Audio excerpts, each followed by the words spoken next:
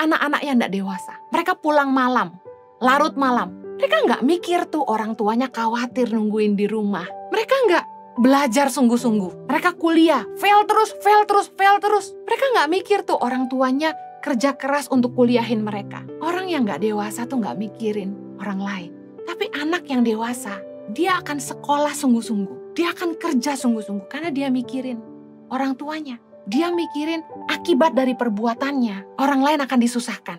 Ada orang yang hidup begitu sembarangan dan gak mikirin perasaan orang lain. Roma 14 ayat 12. Demikianlah setiap orang di antara kita akan memberi pertanggungan jawab tentang dirinya sendiri kepada Allah. Orang yang dewasa itu akan jaga hidupnya baik-baik. Memastikan dia bertindak hati-hati sesuai dengan firman Tuhan. Dia gak cuma ngikutin nafsunya sendiri. Dia gak cuma mikirin keinginannya sendiri. Karena dia tahu bahwa suatu hari nanti, setiap masing-masing kita harus mempertanggungjawabkan hidup kita kepada Allah. Roma 14 ayat 13. Karena itu janganlah kita saling menghakimi lagi. Tetapi lebih baik kamu menganut pandangan ini.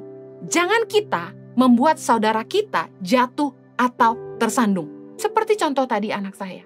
Waktu ketika dia ngomong waktu kecil, dia nggak mikir apakah perkataan itu bisa menyinggung perasaan orang. Meskipun perkataan itu tidak disampaikan secara langsung, tapi dibisikkan ke saya. Orang yang dewasa akan mikirin, kalau saya ngomong gini, orang lain tersandung nggak ya? Jangan sampai kita menghakimi orang, dan akibatnya kita bikin orang tersandung. Berapa banyak orang yang kecewa, dan akhirnya nggak mau ke gereja, hanya karena pelayan Tuhan nggak jaga perkataan mereka. Menghakimi urusan pakaian lah, urusan tato lah, urusan nikah berapa kali lah, yang kayak gitu diomongin.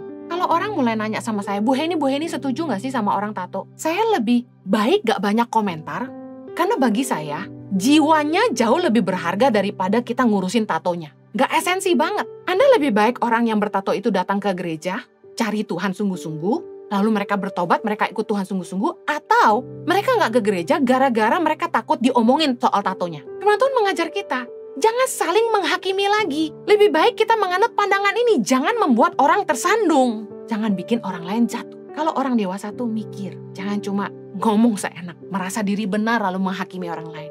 Roma 14 ayat 15. Sebab jika engkau menyakiti hati saudaramu oleh karena sesuatu yang engkau makan, maka engkau tidak hidup lagi menurut tuntutan kasih. Janganlah engkau membinasakan saudaramu oleh karena makananmu, karena Kristus telah mati untuk dia.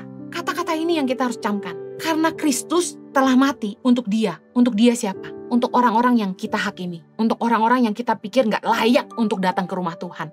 Dengan pakaian mereka, dengan tato di tubuh mereka, dengan kebiasaan merokok mereka mungkin. Mungkin mereka simpanan orang. Mungkin mereka siapa di mata kita yang menurut kita tidak layak masuk ke rumah Tuhan. Dengar, Kristus telah mati buat mereka. Orang yang dewasa lebih fokus kepada keselamatan jiwa-jiwa daripada ngomongin soal pakaian dan kulit luar mereka. Mari, orang yang dewasa itu kita hidup dengan kasih, bukan lagi dengan pendapat kita sendiri. Anak kecil tuh hidupnya sembarangan karena mereka nggak punya tanggung jawab, nggak mikirin orang lain. Anak kecil tuh polos, mereka akan katakan apa saja yang mereka pikirkan. Sedangkan orang dewasa akan mikirin perasaan orang lain. Anak kecil tuh bertindak sembarangan, ngikutin keinginan mereka. Lihat ada anak kecil, bisa pukul papahnya atau pukul mamahnya kalau mereka menangis. Karena mereka cuma ngikutin keinginan mereka. Mereka ngambek, mereka nangis. Tapi orang dewasa akan memikirkan akibat dari tindakannya terhadap orang lain.